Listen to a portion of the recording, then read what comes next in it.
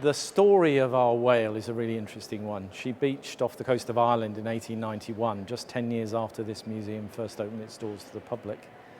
And when she was alive, there were about 250,000 blue whales across the world's oceans. But over the next 60 or 70 years, we hunted the blue whale almost to the point of extinction. And then in 1966, the world, and it was the world, took a really important decision to stop hunting these whales and to protect them.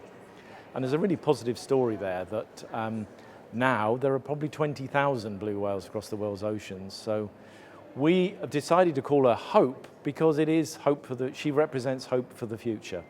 She demonstrates that we, man, can make good decisions based on science and evidence that will affect the future sustainability of ourselves and other species that we share the planet with.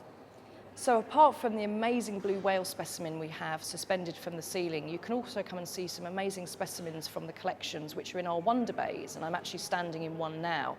And our wonder bays, we've thought very carefully about the specimens that we want to show people. And what we're doing here is we're actually showing a timeline of the geological and the biological evolution of our own planet, our own wonderful planet Earth, of the 4.5 billion years of its existence. So we have one here that I'm standing in front of, a big rock called a banded iron formation.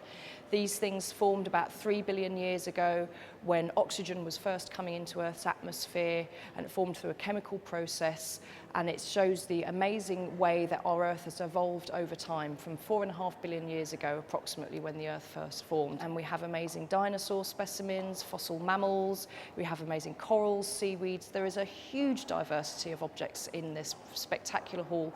So this is a 4-metre marlin. We don't expect to find them in the UK. This is only the second occurrence and the first time we've been able to preserve a whole specimen. This is a very interesting signifier of changes in the natural world as well, but it also points to the fact that we've got kilometres of shelving with fluid preserved specimens. It's something we can't put them all on display. We have to have sort of signposts to how vast the museum's collections are.